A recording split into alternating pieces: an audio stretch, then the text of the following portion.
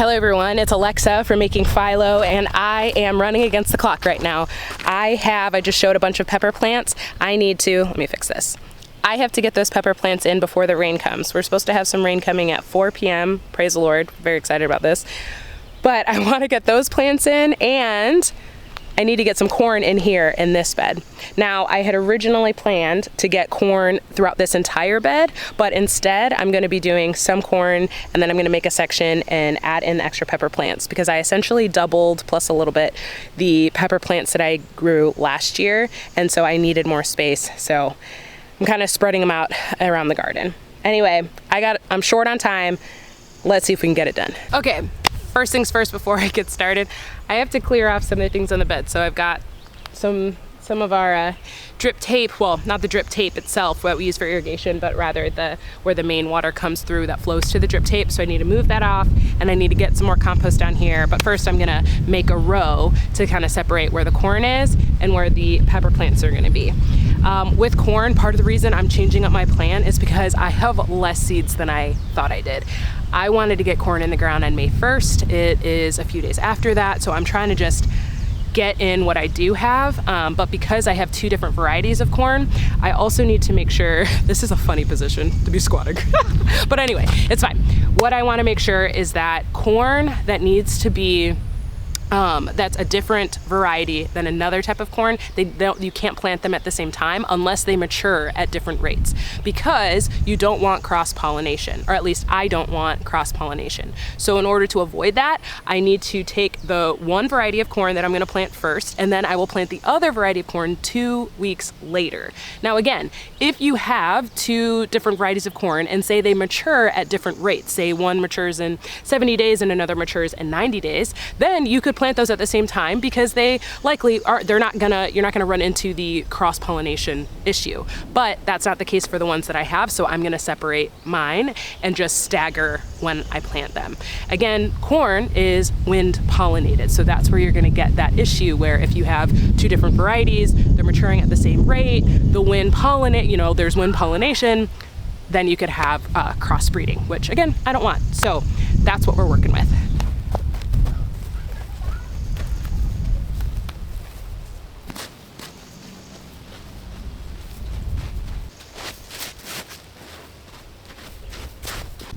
All right, pausing as I'm making this path so I can show you.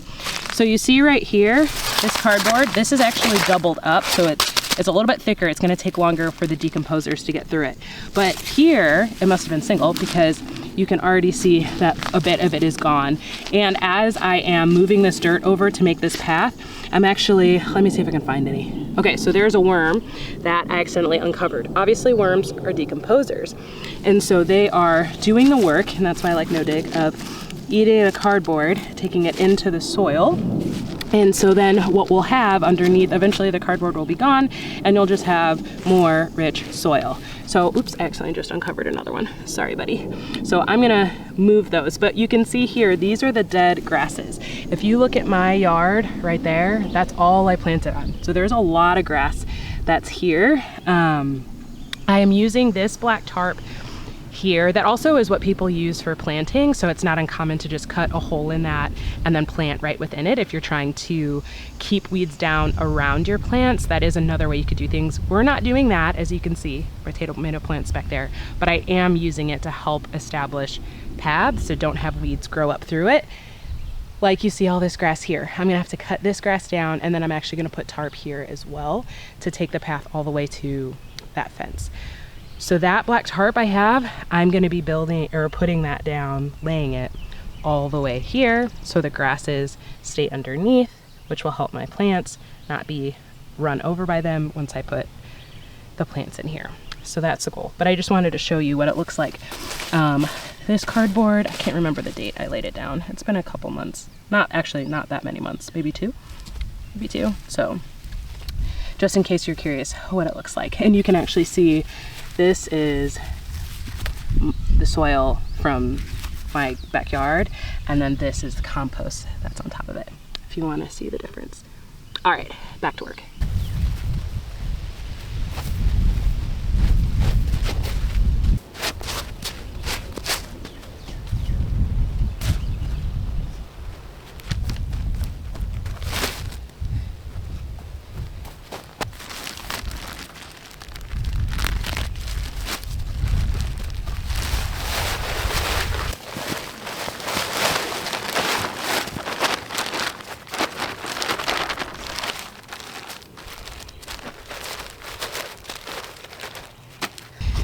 So it is not ideal to me. Let me go down. It is not ideal to me to use bagged compost, but it is what it is for this year. One of the reasons though is things like this. This was in the bag. There have been other things, pieces of plastic that I found in the bag at different points. There, will it show?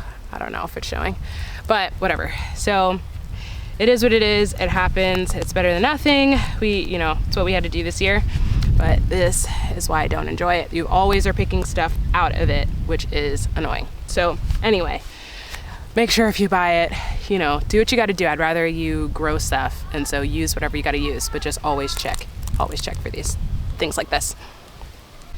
And sometimes when you open a new bag, you find this in there. So this we're gonna get rid of, but yeah, I just opened a bag, dumped it out, and this was there. So make sure you check when you pour, just check. It's okay, most things are harmless, you just take them out, but it's always good to make sure you're aware. Mostly plastic, that's the thing I'm more worried about than anything else. Okay, so right now I'm making holes that are about an inch deep. They need to be 3/4 inch to an inch deep for the corn that I am sowing. Most corn, it seems to be, that's generally the depth that you would go. It's a little bit deeper. Now, one of the things that I was reading about was that with corn, you want the soil to be a little bit moist. So what I'm actually doing is I have some water, but then I have some fish fertilizer, and I was going to put a little bit of that fish fertilizer in there. I haven't done this in the past, but I'm curious to see if it makes any difference. Maybe it won't, but what I was researching was that, when you're putting in compost, which I do have compost, which would have some of the nitrogen in it anyway, but that's something that's helpful because your corn has a lot of leaves need nitrogen, all of that. So what I was gonna do is just, as I'm wetting the soil anyway, adding that in there. That's my thought. Now, you don't want it to be super, super moist. Again, from what I'm reading, you don't want it to be super moist. In the past, when I've grown corn, this is generally what we have done, and it's grown really well. The first year I grew corn was my best year. I don't really know what was different other than, I even used the same compost, so I'm not totally sure what was different, but we're gonna go with it and see what happens this year. So I'm gonna keep digging. I've got most of the holes set. My my camera battery died, so I was like, since I'm on a time crunch, kind of finished, and then my daughter just helped me and got me another battery so I could keep filming. But we're gonna go ahead and get the rest of these done so I can at least get one layer. Now, since I'm home gardening, I'm not worried about the spacing being as far apart as if I was, a commercial corn producer. They might do it a little bit different as far as the spacing goes, but for me, mine's gonna be shorter. If you're a commercial gardener, I wanna say they said it was like 36 inches for the rows-ish. I'm gonna do mine a little bit closer than that. So keep finding plastic in here that I'm taking out because I don't want plastic in the garden. Okay, let me finish this up.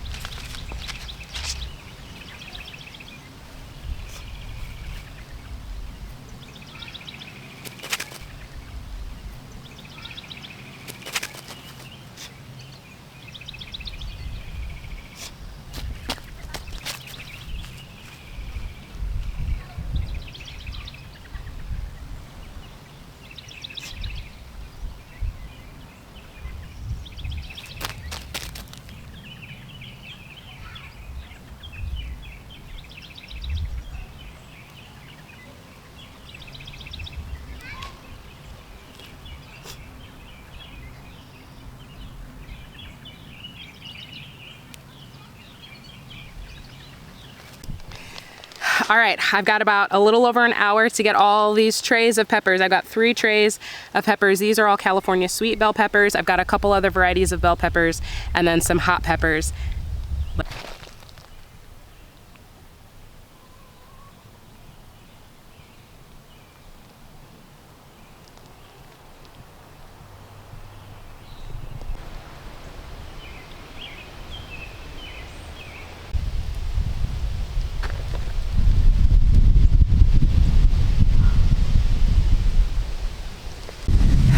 All right, everybody, the good news is the rain held off. It's actually almost 5 o'clock. It's supposed to rain now at 6, but I have to go in and make dinner for my kids. My husband's out of town. By the time you see this, he'll be back in town, but he's out of town. I gotta get all that stuff ready.